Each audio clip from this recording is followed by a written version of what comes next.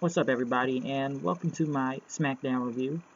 And it's been a couple days since I've kind of waited to actually talk about that review. Really, I wish it wasn't that late on. I got the Raw one, but that was horrible. But tonight you're gonna see a lot of James Ellsworth on this show. Really, lots and lots of James Ellsworth.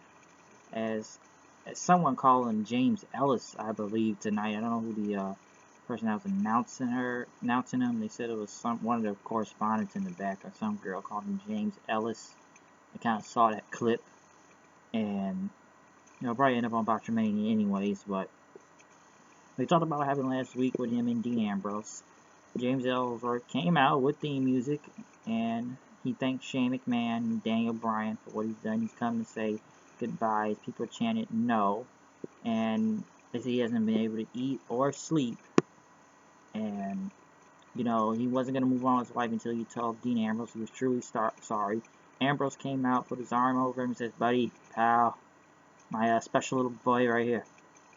You know, he's he's had time, think about ripping Ellsworth's head off with his bare hands, but he couldn't stay man with him. But he told him, "You don't owe me an apology, but don't ever get in my way because, you have to get 2 wins over AJ Styles and stuff." So Ellsworth said he said he came to SmackDown to fight, but last week wasn't his fight. And Ambrose said, it's all water under the bridge. Okay, it's all good. The apology doesn't mean nothing. Ellsworth kept apologizing. He said, just don't ever get in my way again. Until AJ Styles came out, and that's why he was apologizing and stuff. And he knows what him and Ambrose are doing, and he said he's going to make this quick and painless because he said he was going to get Ellsworth for what he's done. Because, you owe me. I made your career. You owe me some merchandise, checks, all that stuff. You're going to come right here and talk like you're a real tough guy and stuff, but it's not happening. And then when him and Ambrose tried to fight each other, well, Ambrose and AJ Styles, Ellsworth tried to hold him back, but AJ Styles was able to take both of them out and threw Ellsworth out the ring and kick Ambrose and do the forearm on him. So I don't know if they're trying to turn him heel on that. I don't know where this is going, but it's going to lead into that. But Daniel Bryan was in the back talking to Ellsworth and Ambrose. He says, you know what? You're going to get to see AJ Styles again for like the 3rd week in a row. I believe it's AJ Styles versus Ambrose with the limited roster they have.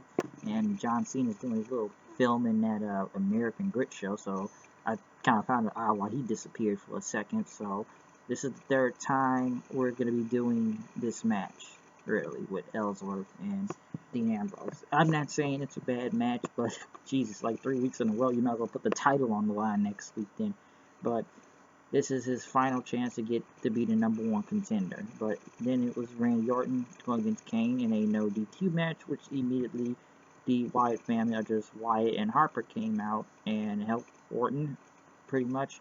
Kane was taken down, Orton hit RKO. They did their little signal, Wyatt on his knees, but Orton did his pose on the top. And listen, all we know, Orton is just trying to screw over the Wyatt family. It's a ruse. He's not really joining them, really, but because a lot of people say, Orton got the new Wyatt family member? No, he's just there to screw them over and do some type of double agent, double cross type of thing, and screw Wyatt and just gain his trust and then take him out in the end. Baron Corbin promo package happened. So they're still trying to make him look like a badass. Becky Lynch and Nikki Bella went against Alexa Bliss and Carmella, which this match was very short due to all the commercials and stuff. So it was barely a match out there, but Alexa Bliss got the win over Becky Lynch with a DDT and talked about next week in Glasgow. She was going to beat her for the SmackDown Women's Championship next week. She says, I'll get you, my pretty, and talk about the Wicked Witch. Okay, enough of the Disney jokes, but Carmella got on the mic, which some people say she's lost her Staten Island accent. You can blame that fucktard Kevin Dunn in the back, people are saying now, because now he doesn't like Becky Lynch because of her accent, and what's he going to do, make them all try to come out there and talk regular? Fuck Kevin Dunn, he's a piece of shit. We all know Kevin Dunn's a piece of shit, and people wonder why he's still there, and I'm sure many people on any type of wrestling, YouTube, or whatever they do, or anybody knows about Kevin Dunn. And we know he's on Jim Cornette's hit list, so fuck Kevin Dunn. Piece of shit. Moving on. Pretty much they called out the women's Raw team. mostly if you like Charlotte, Bailey, and Nia Jax and stuff, which we cut to Daniel Bryan, Shane McMahon, talk about Naomi being the 5th member of the team, which was kind of really predictable when the teams come. But Natalya said she wanted some. I don't know what Natalya's new gimmick is. Either it's her being the cat lady, or she's now doing these recited lyrics now or something.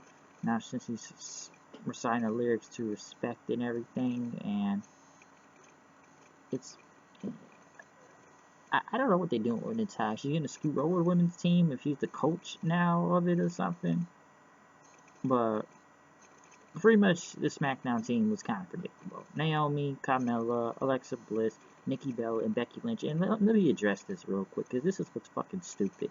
Why is Nikki Bella the leader of the Smackdown team, but the Raw team has Charlotte leading it? In my opinion, I believe the champion should be leading. Becky Lynch is the current champion right now. She should be leading the Survivor Series women's team against the Raw women's team, which is the champion as a leader, which is Charlotte. So it'd be logical that Becky Lynch would be the champion, but Nikki Bella is the leader, but the champion is saying second banana to her for some reason in the Survivor Series match, which is it's stupid. It's really stupid. So I don't understand why Nikki Bella. I don't know. Or maybe some people say, once again, that's that power we talk about, and getting too much power in this company, or something because it's Cena, or I don't know why, but that's just very dumb. You think the champions would be the leaders of the Survivor Series team? It's the most logical sense. You're the world champ, well, not world champ, but whatever champion you lead in the division, you should be the leader of it. American Alpha went against the Spirit Squad, Kenny and Mikey, which I don't know why they're still here, really, but this is just more way to put people in the Survivor Series tag matches, and American Alpha won, quick squash match, nothing much, they won. Miz TV happened as Daniel Bryan took a seat, was invited on there, and, you know, this isn't talking smack and everything. And Miz asked them who's going to be on the Survivor Series team. And Bryan and Shane pretty much came up with the people that will be on the team is Randy Orton, which is rumored to not even be at Survivor Series due to him having a baby coming soon. So we don't know if the baby will deliver on that day. Baron Corbin, a bit of a surprise, in my opinion. I thought Ziggler or Miz would have been it. But Bray Wyatt, Dean Ambrose, and the phenomenal AJ Styles. Pretty much the leader of, which will probably be the leader of the Raw team since he's the WWE champion right now. So, yeah. Hold on a second.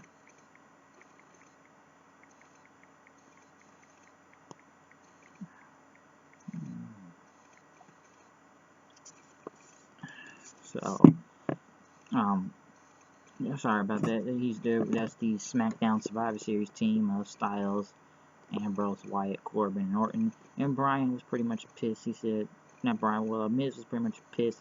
Hey, there's supposed to be full opportunities and you're not going to do it. But Bryan says, I need people that are not afraid to fight. And says, Miz, so you told me that you're afraid and you didn't even accept Dolph Ziggler's rematch and everything. So that didn't happen. So you're too scared to fight. And Miz pretty much put Maurice in front and says, why don't you go back to do your job, whatever you're doing in the back, because you just can't do it anymore. Go back to moping around Total Bellas and John Cena's house. Which Bryan got pissed, knocked over a chair, and he says, you know, he said, whatever Miz best at, you're certainly not at wrestling. And, you know, I still feel like Daniel Bryan still wants to come back and wrestle and stuff. Which he's still doing these concussion tests, and we know the company won't let him. But my God, this looks like it's just setting up for a Miz versus Bryan match, which I know everyone knows he wants to come back, and he's not peace yet of retiring because he felt like he was cheated out of his career, and he believes he can't do it, but the company won't let him do it, wrestle. And so there's a ton of guys in the back that would love the opportunity to turn now. And he pretty much talked about Dolph Ziggler and an open challenge he's going to put out how great Dolph Ziggler is. So he says, anybody that wants a shot at Ziggler in the back, come on. Which, here's another odd thing. You know, Ziggler is supposed to be, you know, great out there and stuff, and he putting him over like this. I'm sure Dolph Ziggler wasn't part of the team, really. Come on, you got the U.S. champion part of the Raw team, or Roman Reigns there. which pretty much, you know, we all probably know Seth Rollins is going to be the final member. But for Raw, you have Jericho, which will probably be beat by Kevin Owens, Roman Reigns, Braun Strowman, and most likely Seth Rollins. And for SmackDown, you have AJ Styles, Dean Ambrose, Bray Wyatt, Randy Orton, and Baron Corbin as the SmackDown team. But Dolph Ziggler went against Kurt Hawkins, which, honestly, I don't even know why Kurt Hawkins was brought back here, really. I keep forgetting. Some say they were playing the whole Eva Marie gimmick with him making excuses not to wrestle, but when he kept running his mouth on the mic, pretty much Ziggler hit him with a super kick, and it was over. Pretty much like 5 seconds, really.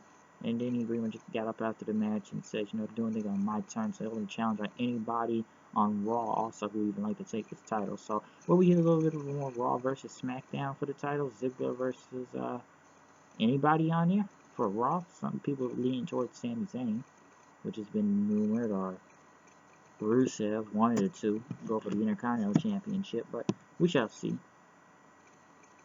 But, and, you know, I should say the James Ellis thing, which whoever this Dasha with this girl in the back is, she messed up big time. Calling James Ellis, this woman calls her. Needs to know this, because she, I don't know where they're getting these new women to backstage interview people, but some of them are not really that good. Usos winning against the Headbangers, which I'm surprised they keep calling the Headbangers back nowadays, but the Usos won over them really quick with a roll-up, so nothing much from there. So quick and painless and everything. So yeah, Randy Orton, which I don't even understand this segment with the Wyatts, talking about he was born with skepticism and snake by with a devil whispering as he didn't want him to fight in the darkness. He showed them the light and whatever, and he said that Wyatt, he is a god, and which was so lame. This is almost as weird as the other segments they've done. But when they play the music in the back there and have this orange effect in Randy Orton's eyes, it just looked bad. It looked really cheesy for some reason. It just looked cheesy. Dean Ambrose pretty much had to lead James Ellis out of the door and told to call an Uber for him. Which some people say he's become a pest now. Like he's just gonna keep trying to help Dean Ambrose until he can, but once again, for almost the third week in a row, we get Dean Ambrose versus AJ Styles. Whoever wins will get, well, if Dean Ambrose wins, he will get a title shot, which pretty much had James Ellsworth come out there and pretty much went through pretty much the entire arena back into the arena, which security had to come out. AJ Styles looked like he got them with the calf killer, but he saw Ellsworth jumped out there, pushed him. But as soon as he tried to go back for another forearm on AJ pretty much kicked him on Ambrose. Ambrose pretty much kicked him, and he hit the Dirty Deeds on him, winning the match. And the security was taking James Ellsworth away as he was smiling. Ambrose pretty much walked up to the stage, held up Ellsworth for a minute, and then security pretty much took him. So I guess they say at TLC now it will be a TLC since SmackDown. This obviously they don't have pay-per-view till December really for SmackDown. So like SmackDown only pay-per-view will be TLC, and I guess it will be AJ Styles versus Dean Ambrose. Some people wonder where James Ellsworth's turned heel since he's been a big thing on pretty much throughout the whole show on SmackDown the whole night. And you know, and just really another SmackDown news, which a very big name is returning back to SmackDown. We don't know what, but at least he's back on his show where he always was on SmackDown, is The Undertaker. The Undertaker will return to SmackDown, I believe, on pretty much the SmackDown, which says the 900th episode, and the 900th episode and before Survivor Series. So I don't know if Undertaker's there to announce his next opponent or whatever he's doing for whatever pay-per-view, maybe WrestleMania, maybe he's doing something at Survivor Series. Some say he could be facing Sting. Some say he could be facing Goldberg. Some think we don't need to see another Brock Lesnar versus Undertaker match if he's going to keep kicking him in the dick all the time, which is still funny, but I think that's kind of flown its course at this point and stuff. But The Undertaker will be coming back to SmackDown on his show, which has always been his show for the past many years, ever since he's been on there. So the dead man will be back on SmackDown. And, you know, I guess in other news, I don't know what they're doing with the Cruiserweight division, trying to make something before or after SmackDown. I don't know, the Cruiserweight division's been a failure on Raw, in honesty, just to speak on that anyways. And, we can go from that or people not selling at the Hell in a Cell, but I don't know what they're trying to do with this 205 Live thing. I don't know how this is going to help not SmackDown, but the Cruiserweights, but I don't know. They're trying to make it like the classic, but then again, Vince and Kevin done mess up many things, and they've messed up a lot of things that have come from whatever Triple H does down in NXT as a little project and screwed up on Monday Night Raw, the main roster with those two. You never know.